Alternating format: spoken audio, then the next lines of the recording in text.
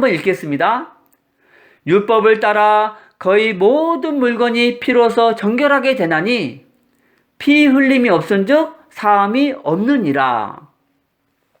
그럼 남자가 받은 형벌은 무엇입니까? 한자 속에 잘 나와 있습니다. 땀 한자를 보면 죄를 범해서 흐르게 된 물입니다. 창세기 3장 19절 말씀에 내가 흙으로 돌아갈 때까지 얼굴에 땀을 흘려야 먹을 것을 얻으리니 내가 그것에서 취함을 입었음이라. 너는 흙이니 흙으로 돌아갈 것이니라 하시니라. 얼굴에 땀을 흘려야 먹을 것을 먹으리니. 그래서 우리가 땀을 흘리게 된 것은 죄의 결과입니다. 이때부터 남자는 열심히 일을 해야 했습니다. 그러므로 땀을 흘리지 않고 큰 돈을 벌겠다는 생각은 옳지 않습니다. 그럼 아담과 하와를 넘어뜨린 사단은 어떤 형벌을 받았습니까? 창세기 3장 15절 말씀에 내가 너로 여자와 원수가 되게 하고 내 후손도 여자의 후손과 원수가 되게 하리니 여자의 후손은 내 머리를 상하게 할 것이요 너는 그의 발꿈치를 상하게 할 것이니라 하시고, 여자의 후손은 내 머리를 상하게 할 것이요 했습니다. 여자의 후손은 히브리 말로 메시아이고 헬라어로는 그리스도입니다. 이 말씀의 뜻은 장래에 그리스도가 오셔서 사단의 머리를 상하게 할 것이다 라는 뜻입니다. 놀랍게도 사단을 저주한 말씀 속에 구원의 길이 담겨 있습니다. 이때부터 예수님이 오시기 전까지 인류는 누구든지 앞으로 그리스도가 오셔서 사단의 머리를 깬다 고 믿으면 구원을 받았습니다. 그러므로 인류는 이때부터 유일한 구원자 그리스도를 기다리게 된 것입니다. 그럼 그리스도가 오셔서 어떤 방법으로 사단의 머리를 깨고 인류를 구원하십니까? 그 방법은 바로 앞에서 말씀드린 모양 형자입니다.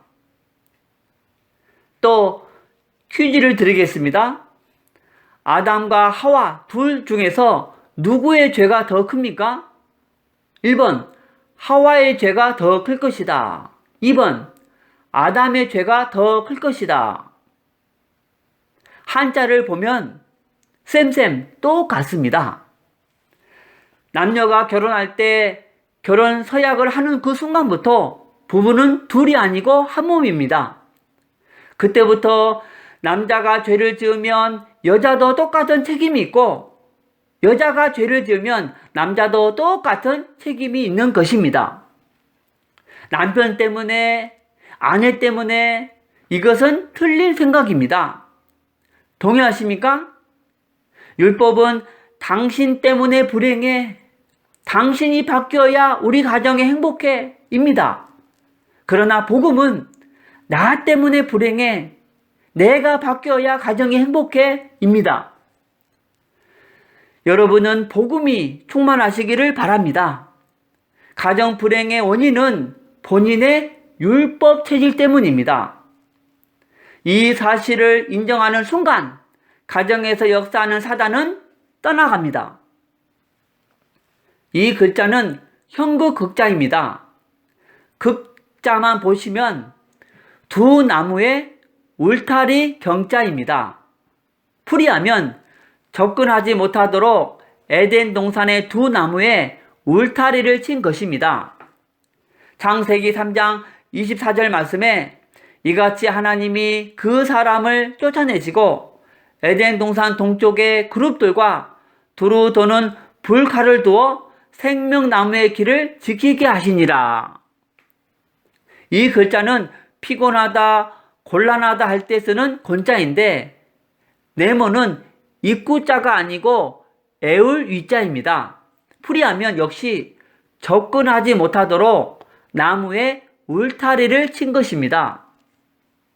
이 글자는 무덤 영자와 영화 영자입니다. 두 글자가 비슷하게 생겼는데 밑에 차이가 있죠? 왼쪽은 흑도자이고 오른쪽은 나무 목자인데 뜻은 정반대입니다.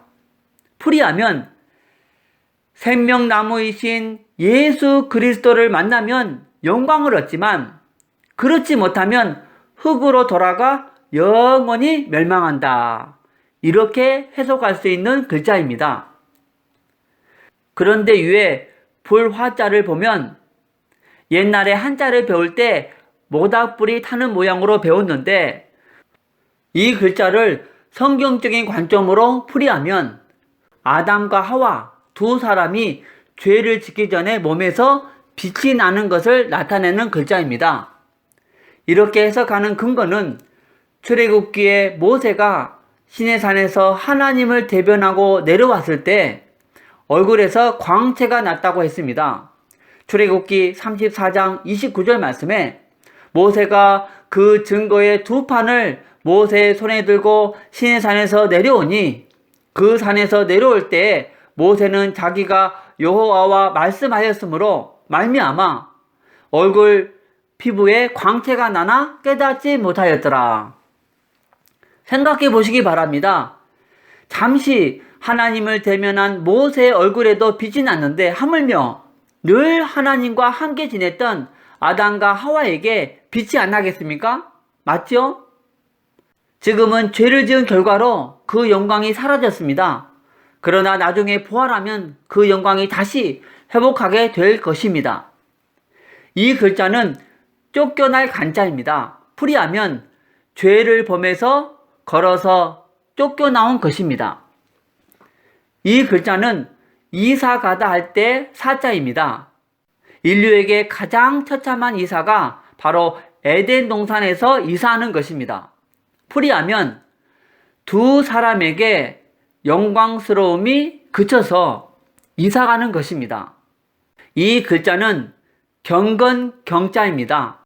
한자 중에 7, 7자가 들어간 글자들은 안식일과 관계가 있을 것이다 라고 보고 있습니다. 그래서 매 안식일마다 경건하게, 겸손하게, 정성스럽게, 겸허하게 하나님께 예배드립니다.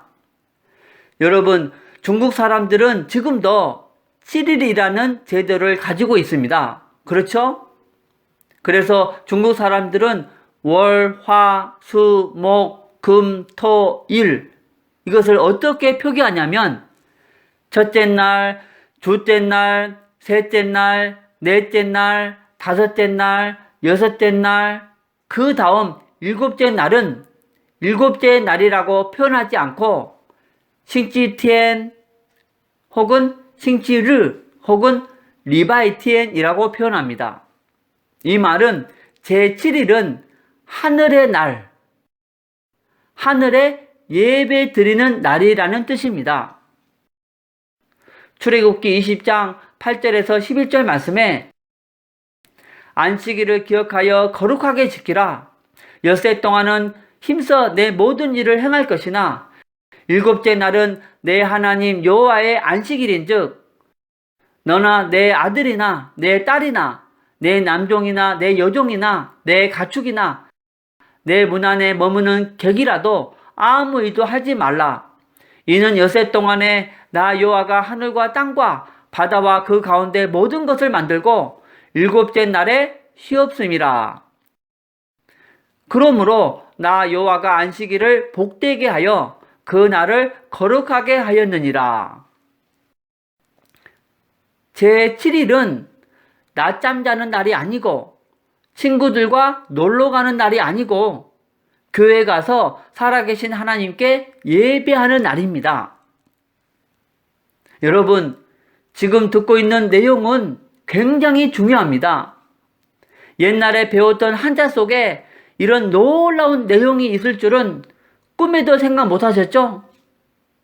절대 한 번 듣고 끝날 내용이 아니고 사명을 가지고 모든 중국 사람들에게 알려줘야 합니다.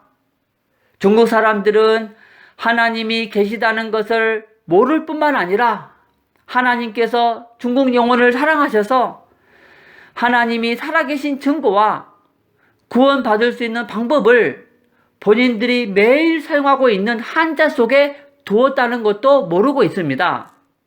그러므로 이 중국 한자와 성경 강의를 들은 분들은 사명감을 가지고 중국 사람들에게 당신들이 매일 사용하고 있는 한자 속에 하나님이 살아계신 증거와 구원의 길이 있음을 알려주어야 합니다. 여러분, 이 글자는 제사 제자인데 매우 중요한 글자입니다. 한자 속에 예수 그리스도 메시아에 관한 내용이 들어있습니다. 그 실마리를 풀 수 있는 글자가 바로 제사 제자입니다. 여러분, 한국에 기독교가 들어올 때 가장 심하게 부딪힌 것이 바로 제사입니다. 그럼 왜 기독교와 제사가 심하게 부딪혔을까? 그것은 우리가 변질된 제사를 드리고 있었기 때문입니다. 만약 우리가 제사의 원형을 그대로 간직하고 있었다면 기독교와 제사는 충돌할 이유가 없었습니다. 오히려 기독교를 환영했을 것입니다. 그런데 우리가 지금까지 변질된 제사를 드렸기 때문에 크게 충돌한 것입니다. 여러분, 제사라는 한자를 보면 원래의 제사가 어떠했는지 명확하게 알 수 있습니다. 분해하면 달올자에 또자에 보일 시자입니다. 그런데 한자 사전을 찾아보면 제사라는 한자에 쓰이는 월자는 달월자가 아니고 육달월이라고 해서 살육자를 씁니다. 그런데 살을 얻기 위해서는 반드시 한 동물이 피를 흘려야 합니다. 그렇죠? 그리고 또자는 한자 사전을 찾아보면 용서라는 뜻이 분명히 있습니다. 그리고 보일시자는 삼위일체 하나님을 표현한다고 앞에서 배웠습니다. 그럼 무엇이 제사입니까? 바로 희생의 제물을 통해서 하나님께 용서를 구하는 것입니다. 여러분, 제사 제자에 제사에 필요한 가장 본질적인 세 가지 요소가 잘 나타나 있습니다. 바로 제사의 방법과 제사의 목적, 그리고 제사의 대상입니다. 제사의 방법은 희생의 제물이고 제사의 목적은 용서를 구하는 것이고 제사의 대상은 하나님이십니다. 그런데 지금 우린 한국 사람들이 전통적으로 드리고 있는 제사에는 이 세 가지 본질적인 요소가 다 빠져 있습니다. 우리 제사에 희생 제물이 있습니까? 없어요. 희생과 전혀 상관없는 떡과 과일이 올라가 있습니다. 또 우리 제사에 용서를 구한다는 개념이 있습니까? 없어요. 용서와 전혀 상관없는 복을 빌고 있습니다. 또 우리 제사의 대상이 하나님입니까? 아니에요. 하나님과 전혀 상관없는 조상입니다. 이와 같이 우리나라 제사가 제사의 본질적인 세 가지 요소를 모두 벗어나서 변질된 제사에서 기독교가 한국에 들어올 때 크게 부딪힌 것입니다. 사실 기독교야말로 오히려 제사의 신앙입니다. 기독교에서는 무엇을 믿습니까? 바로 하나님의 아들 그리스도께서 2000년 전에 이 땅에 오셔서 십자가에서 우리의 모든 죄를 씻기 위해서 단번에 영원한 제사를 드렸으므로 다시 짐승을 통해서 제사 드릴 필요가 없고 이 사실을 믿기만 하면 모든 죄가 사해져서 구원을 받는다고 믿습니다. 그렇죠? 성경 히브리서 10장 10절에서 14절 말씀에 이 뜻을 따라 예수 그리스도의 몸을 단번에 들이심으로 말미암아 우리가 거룩함을 얻었노라. 오직 그리스도는 죄를 위하여 한 영원한 제사를 드리시고 하나님 우편에 앉으사 한 번의 제사로 영원히 온전하게 하셨느니라. 만약 한국 사람들이 제사의 본질적인 세 가지 요소를 잃어버리지 않고 전통적인 제사를 드리고 있다가 이 말씀을 받았을 때 얼마나 기뻐했겠습니까? 아하, 하나님의 아들 그리스도께서 십자가 위에서 한 번의 제사로 영원한 제사를 드리셨구나. 이제는 우리가 다시 이런 희생의 제사를 드릴 필요가 없어졌구나. 하나님 감사합니다. 할렐루야. 했을 것입니다. 그럼 언제 이 전통적인 제사가 변질되었습니까? 많은 학자들이 연구한 결과 중국 진나라 진시 황제 때부터라고 추정을 합니다. 진시 황제 전까지는 제사의 본질적인 세 가지 요소를 가지고 제사를 드렸는데 진시 왕이 하나님께 제사하는 봉선제를 폐지하고 하나님을 섬기는 학자들을 생매장하고 모든 역사책을 불사르는 분서경이라는 사건 이후에 하나님께 드리는 제사가 사라지고 그 후에 유교와 도교 사상이 들어오면서 조상에게 제사하는 것으로 변질됐다고 말합니다. 그리고 그렇게 변질된 제사가 우리나라에 들어온 것입니다. 처음에는 사대부 가문만 제사하는 것이 허락되어서 제사가 권력과 부의 상징이 되었었습니다. 그러다가 고려 말기 이성계가 고려를 무너뜨리고 조선을 세우면서 흉악한 민심을 잡기 위해서 사대부들만 드리는 제사를 일반 백성들도 드리게 해서 전국에 퍼진 것입니다. 그러므로 지금 제사하는 분들은 제사의 본질적인 세 가지 요소를 벗어난 변질된 제사를 드렸던 것만으로도 원통한데 고려말 이성계의 정치적 술수에 놀아나고 있는 것입니다. 그리고 성경은 이렇게 변질된 제사를 드리는 것은 하나님을 섬기는 것이 아니고 귀신에게 제사하는 것이라고 했습니다. 고린도전서 10장 20절 말씀에 무릇 이방인이 제사하는 것은 귀신에게 하는 것이요 하나님께 제사하는 것이 아니니 나는 너희가 귀신과 교제하는 자가 되기를 원하지 아니하노라. 그런데 귀신은 오직 도둑질하고 죽이고 멸망시키는 것밖에 없습니다. 요한복음 10장 10절 말씀에 도적이 오는 것은 도둑질하고 죽이고 멸망시키려는 것뿐이요 라고 했습니다. 또한 제사는 우상 숭배이기 때문에 자손 3, 4대까지 저주를 받는다고 했습니다. 성경 출애굽기 20장 5절 말씀에 그것들에게 절하지 말며 그것들을 섬기지 말라. 나 내 하나님 여호와는 질투하는 하나님인즉 나를 미워하는 자의 죄를 갚되 아비로부터 아들에게로 3, 4대까지 이르게 하거니와. 그래서 실제로 제사를 세게 지내는 가문과 가정을 보세요. 정신병, 불면증, 우울증, 장자, 장녀가 일찍 죽고 또 가난에 대물림, 사고, 암, 중풍 등등 각종 질병에 대물림, 그리고 사업의 실패, 도박 중독, 술 중독, 담배 중독 등등 우환질고가 끊이지 않습니다. 부디 지금도 변질된 제사를 드리고 있고 이성계의 정치적 술수에 속고 있는 분들은 이 사실을 알고 자기 몸을 단번에 들이심으로 영원한 제사를 드리신 하나님의 아들 예수 그리스도를 믿으심으로 영원한 죄 용서함을 받으시기 바랍니다. 예수님이 오셔서 영원한 제사를 드리기 전에 하나님께서 인간에게 제사란 이런 것이다 라고 가르쳐 주신 것이 바로 성막입니다. 성막 제사를 드릴 때 희생 제물이 필요하죠? 그렇죠? 그럼 어떤 동물을 희생 제물로 삼았을까요? 성경 레위기서 1장 2절 말씀에 이스라엘 자손에게 말하여 이르라. 너희 중에 누구든지 여호와께 예물을 드리려거든 가축 중에서 소나 양으로 예물을 드릴지니라. 바로 소와 양입니다.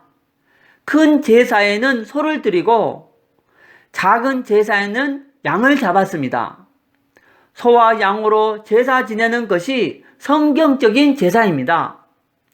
그리고 제사에는 반드시 흠 없는 동물을 사용해야 합니다. 레위기서 1장 3절 말씀에 그 예물이 소의 범죄이면 흠 없는 수꽃으로 회막문에서 여호와 앞에 기쁘게 받으시도록 들을지니라. 또 10절 말씀에 만일 그 예물이 가축대의 양이나 염소의 범죄이면 흠 없는 수꽃으로 드릴지니. 그럼 고대 중국 사람들도 제사를 지낼 때 희생 제물이 있었겠죠? 그것을 나타내주는 놀라운 글자가 바로 희생하다라는 희자입니다. 이 글자를 잘 살펴보면 두 짐승이 나옵니다. 바로 소와 양입니다. 분명히 있죠? 중국 사람들은 소나 양으로 희생 제물을 삼았는데 흠 없는 가장 좋은 것으로 또 창으로 죽여서 희생 제물을 삼았다. 이렇게 되어 있습니다. 어떤 제사와 똑같습니까? 바로 성경의 제사와 똑같습니다. 여러분, 고대 중국 사람들이 제사에 대한 개념을 정확하게 알고 있었습니다. 놀랍지 않습니까? 여러분, 이스라엘과 중국과의 거리는 엄청나게 떨어져 있습니다. 그런데 이렇게 완벽하게 똑같다는 것은 원래 같은 조상으로부터 시작되었다는 증거입니다. 이제는 더 이상 제사 드릴 필요가 없습니다. 왜냐하면 진짜의 신 하나님의 아들 그리스도께서 오셔서 십자가 위에서 단번에 인류의 모든 죄를 다 씻었기 때문입니다. 마치 아파트가 다 완성되면 모델 하우스는 철거하는 것과 같습니다.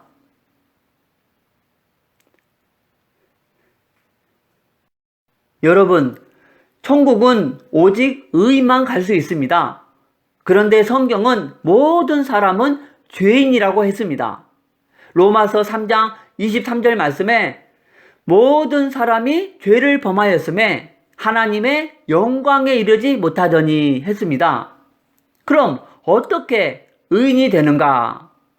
그 방법을 가르쳐주는 한자가 바로 오릴 의자입니다. 분해하면 양양자와 나입니다. 뜻을 해석하면 내가 양과 관계가 있을 때 의인이 된다 입니다. 그리고 2000년 전에 예수님께서 이 땅에 오셨을 때 예수님을 세상에 정확하게 소개한 선지자가 있습니다. 바로 세례 요한입니다. 요한복음 1장 29절 말씀에 이튿날 요한이 예수께서 자기에게 나오심을 보고 이르되 보라, 세상 죄를 지고 가는 하나님의 어린 양이로다.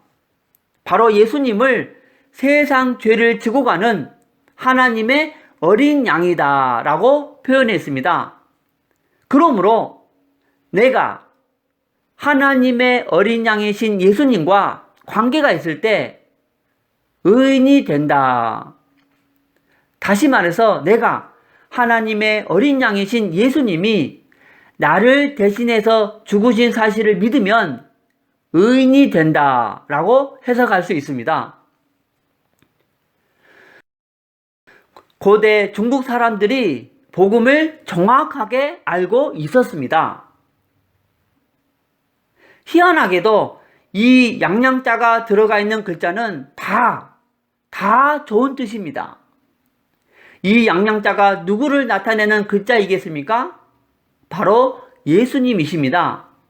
그러므로 양자가 들어가 있는 이름을 가진 사람은 자부심을 가지시고 또 감사하시기 바랍니다. 양 자체가 아름답고 선하다는 것이 아니고 하나님의 어린 양이신 예수 그리스도께서 나의 죄를 씻기 위해서 십자가에서 죽으신 것이 아름답고 선하다는 것입니다. 이 글자는 상서로울 상자입니다.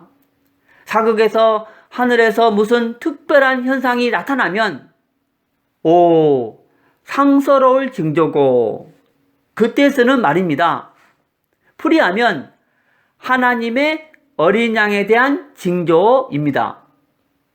이 글자도 성경적인 배경이 있습니다.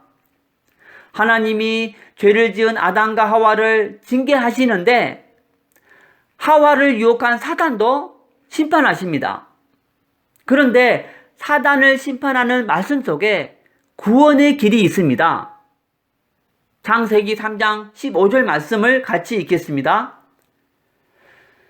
내가 너로 여자와 원수가 되게 하고 내 후손도 여자의 후손과 원수가 되게 하리니 여자의 후손은 내 머리를 상하게 할 것이요 너는 그의 발꿈치를 상하게 할 것이니라 하시고, 장래에 여자의 후손이 와서 내 머리를 상하게 할 것이다. 여러분, 여자의 후손이 히브리 말로 메시아이고 헬라어로는 그리스도입니다. 그런데 여자의 후손 곧 그리스도가 올 때 하늘에서 징조가 있을 것이다 했습니다.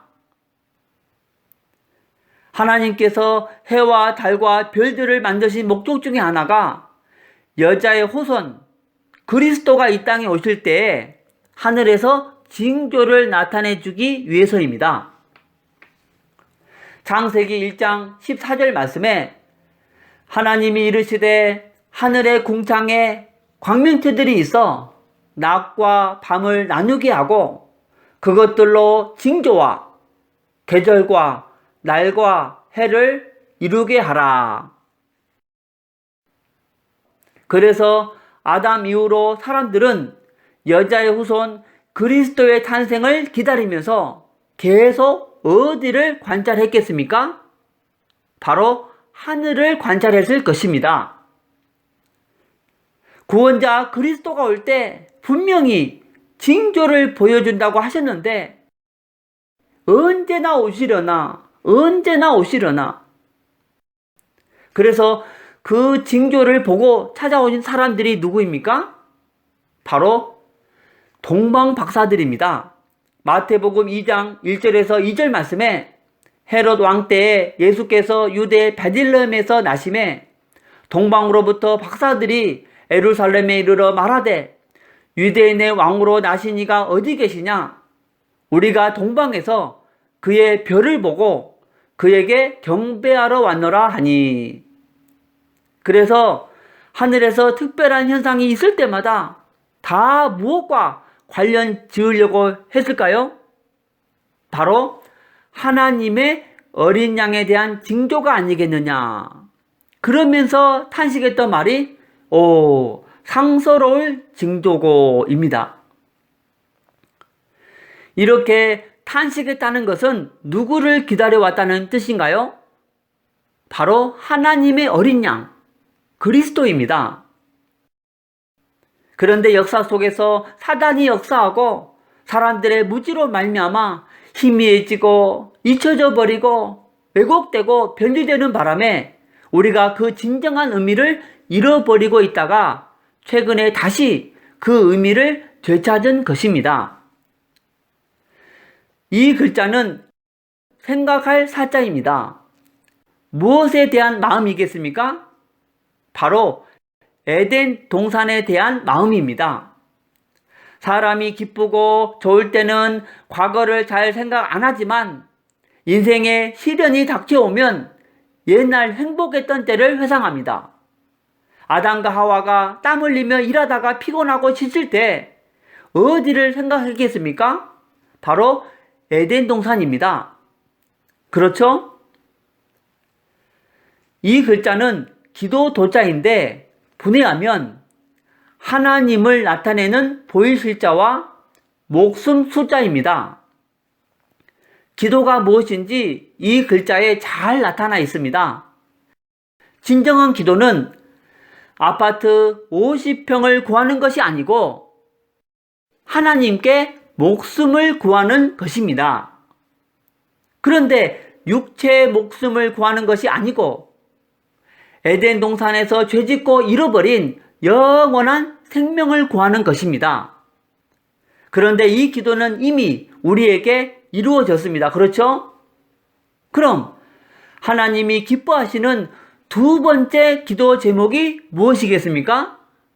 바로 아직 영원한 생명을 얻지 못한 사람들을 위한 기도입니다. 하나님, 저들도 우리와 같이 영원한 생명, 곧 영생을 얻게 하옵소서. 이 기도가 하나님께서 가장 기뻐하시는 기도입니다. 중국 한자와 성경, 이 강의를 들으시는 분들은 이 강의를 통해서 많은 사람들에게 의자의 원뜻을 전해주어서 저와 여러분과 같이 영생을 얻을 수 있도록 섬겨주시기 바랍니다. 디모데전서 2장 4절 말씀에 하나님은 모든 사람이 구원을 받으며 진리를 아는 데 이르기를 원하시느니라 했습니다. 또 베드로후서 3장 9절 말씀에 주의 약속은 어떤 이들이 더디다고 생각하는 것 같이 더딘 것이 아니라 오직 주께서는 너희를 대하여 오래 참으사 아무도 멸망하지 아니하고 다 회개하게 이르기를 원하시느니라 했습니다. 이 글자는 복받을 복자입니다. 모든 사람은 복받기를 원합니다. 그리고 복받기 위해서 많은 노력을 합니다. 그런데 대부분의 사람들은 무엇이 진정한 복인지 모르고 있습니다. 진정한 복이 무엇인지 이 복 글자에 잘 나타나 있습니다. 바로 하나님께서 하늘에서 사람에게 에덴 동산을 베풀어 주신 것입니다. 이것이 진정한 복입니다. 그런데 에덴 동산 안에는 예수 그리스도를 예표하는 영생할 수 있는 생명나무가 있죠? 그래서 진정한 복은 무엇인가? 하나님께서 하늘에서 사람에게 예수 그리스도를 보내주신 것입니다. 이것이 진정한 복입니다. 그럼 어떻게 이 복을 받을 수 있습니까? 바로 앞에서 설명드린 의자 안에 그 방법이 있습니다. 바로 내가 하나님의 어린 양이신 예수님이 나를 대신해서 죽으신 사실을 믿어서 의인이 되는 것입니다. 마지막으로 요한복음 3장 16절 말씀을 보겠습니다. 하나님이 세상을 이처럼 사랑하사 독생자를 주셨으니 이는 그를 믿는 자마다 멸망하지 않고 영생을 얻게 하려 하심이라. 자, 지금까지 많은 한자가 성경 창세기의 내용과 일치한다는 사실을 설명드렸습니다. 그런데 지금 현재 99% 이상의 중국 사람들이 이런 내용들을 모르고 있습니다. 모르는 이유는 둘 중에 하나입니다. 하나는 제가 지금까지 설명드린 이 모든 것이 다 거짓이거나 아니면 지금까지 전한 내용이 앞뒤가 맞는 역사적 사실이라면 중국 사람들이 이 사실을 잃어버린 것입니다. 잃어버렸다면 잃어버린 이유가 있겠죠? 그 원인을 연구하는 분들이 공통적으로 말하는 것이 바로 진나라 때 결정적인 문제가 있었을 것이다 라고 보고 있습니다. 진나라의 누구죠? 바로 진시황입니다. 그런데 대부분의 사람들은 진시황이 남긴 외형적인 업적, 즉 오늘날의 중국을 통일하고 만리장성을 쌓고 어마어마한 무덤을 남긴 것 등등 외형적인 것에만 관심을 갖는데 이것보다 더 역사적인 의미가 있는 것이 바로 분소갱유와 봉선제 폐지입니다. 분소갱유는 역사책을 다 부살라버리고 지식인들을 생매장시킨 사건입니다. 그럼 어떤 결과가 나오겠습니까? 바로 이전의 역사는 다 사라져버리게 됩니다. 그런데 분소갱유보다 더 중요한 것이 바로 하늘의 신께 제사 드리는 봉선제 폐지입니다. 그래서 봉선제가 폐지된 진시황 이후로 중국의 역사가 암흑 속으로 들어갔을 것이다 라고 보고 있습니다. 실제로 진시황 이후에 하나님이 없는 중국의 역사는 완전히 사단에게 장악되어 전쟁과 분열의 역사로 피로 얼룩지게 되었습니다. 여러분 보세요. 하나님을 섬겼던 중국과 하나님을 떠난 중국의 모습을 보십시오. 하나님을 섬길 때에는 평화가 있었습니다. 그런데 하나님을 떠난 이후부터 중국은 서로 죽이고 서로 모함하고 완전히 피로 물들인 역사가 되고 만 것입니다. 자, 지금까지 설명드린 한자들입니다. 여러분, 한두 글자가 성경과 일치하면 우연이라고 말하겠는데 무려 60개가 넘는 한자들이 성경과 일치하고 있습니다. 이것은 결코 우연이 아니고 역사적인 사실이며 분명히 우리가 잃어버린 역사입니다. 중국 한자 외에 다른 어떤 나라 문자 중에서 성경과 일치하는 글자는 단 한 글자도 없습니다. 유독 한자만 무려 60개가 넘는 글자가 성경과 일치합니다. 이것은 성경 기록이 신화가 아니고 역사적 사실이라는 증거이고 하나님은 살아계신 참신이시라는 결정적인 증거입니다. 여러분, 성경 창세기가 역사적인 사실로 막 살아나오지 않습니까? 그런데 이렇게 많은 한자를 설명드린 이유는 재미있으라고 설명드린 것이 아니고 오늘날 이 시대에 매우 중요합니다. 제가 이 강의를 준비하면서 느낀 것은 첫 번째, 하나님은 지금까지 단 한 번도 중국 영혼을 버리지 않으셨고 중국 영혼을 사랑하셔서 처음부터 복음을 주셨다는 것입니다. 두 번째, 하나님은 자신의 존재와 천국 가는 방법을 멀리 두지 않고 중국 사람들이 매일 사용하고 있는 문자 속에 두었다는 것입니다. 지금 많은 중국 사람들이 다시 하나님을 만나고 있습니다. 지금 중국은 1억이 넘는 크리스찬들이 있을 것이다 라고 추정하고 있습니다. 그동안 선교사를 받기만 하던 중국 교회가 이제는 선교사를 전 세계에 보내기 시작했습니다. 하나님도 중국이 더 열심히 선교할 수 있도록 경제를 부흥시켜주고 있습니다. 이제 한국도 선교에 더 분발해야 할 줄로 압니다. 우리가 지금 이렇게 안일하게 있을 때가 아닙니다. 그래서 중국을 주께로. 여러분, 중국 사람들은 중화 사상이 있기 때문에 기독교를 서양 종교라고 하면서 잘 안 받아들이려고 합니다. 오히려 불교나 도교, 유가 사상을 중국의 전통 종교라고 하면서 장려하려고 합니다. 이때 우리가 뭐라고 말해야 합니까? 이렇게 말하면 됩니다. 서양 종교를 받아들이라는 것이 아닙니다. 당신들이 매일 쓰는 글자를 보세요. 하나님은 원래 중국 사람들이 섬겼던 참신이십니다. 당신들의 조상들이 섬겼던 그 하나님을 다시 회복하라는 것입니다.